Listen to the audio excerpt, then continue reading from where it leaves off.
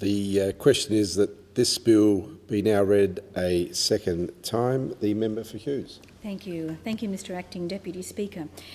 Like all legislation relating to veterans and their families, the Veterans Entitlement Legislation Bill 2008 is of particular interest to the electorate of Hughes because, like so many other electorates across the country, I have many constituents who are part of the significant ex-service community.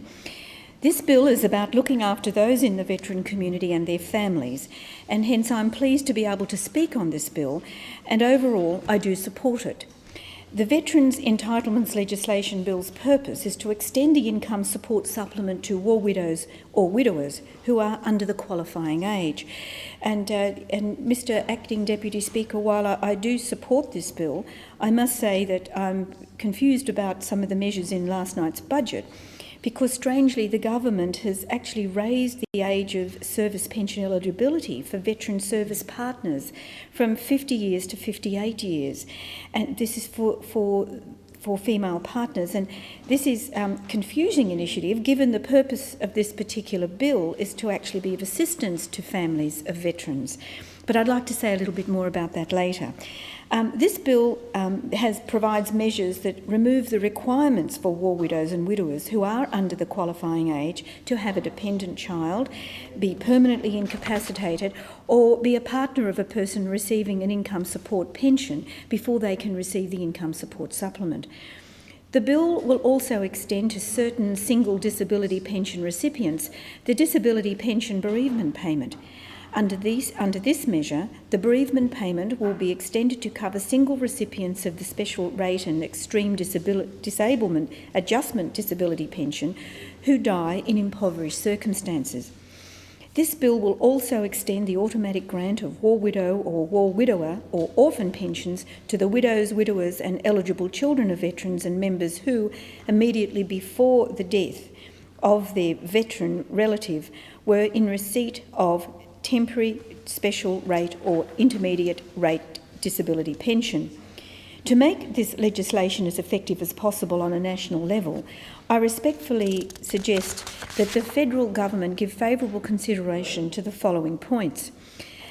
The Minister for Veteran Affairs issued a media release in recent months describing the Veterans Entitlements Legislation Amendment Bill as a fairer indexation system that would result in a range of additional payments delivering up to $1,045 more per year for Department of Veteran Affairs war widows, widowers and disability pensioners.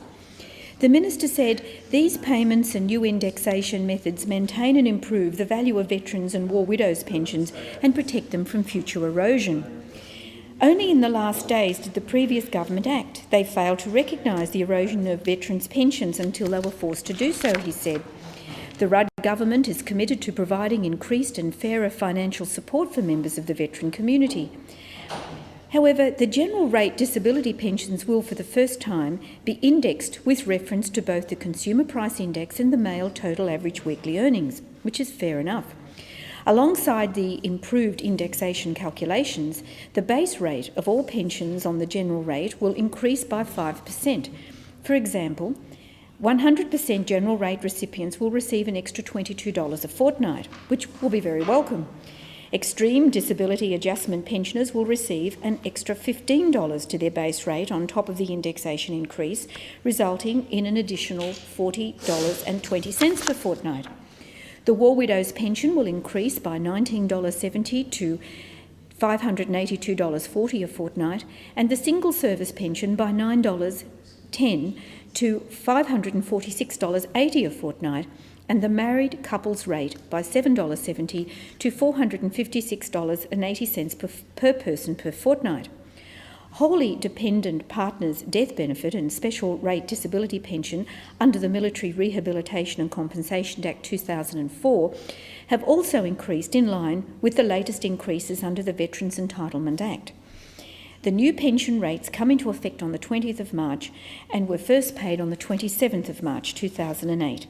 These increases are in addition to the increased utilities and telephone allowances paid to eligible veterans and war widows.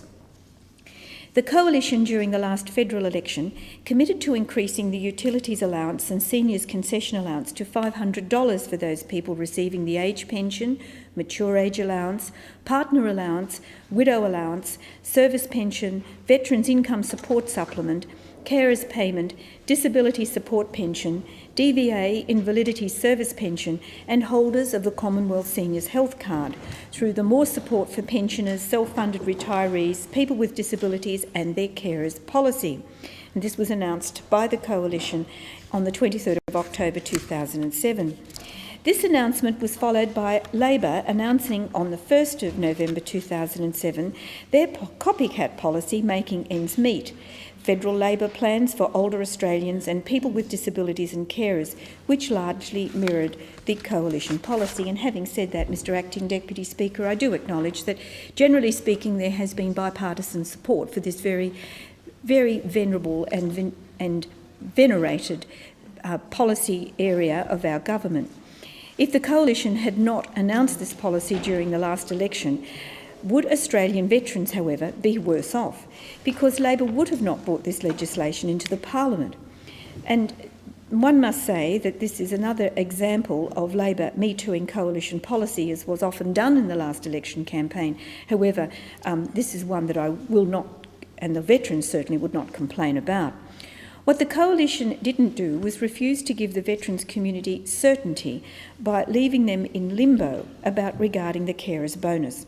Now, the Rudd Labor government was elected on the basis of protecting working families and Australia's most vulnerable, yet they appear ambivalent to carers and their families.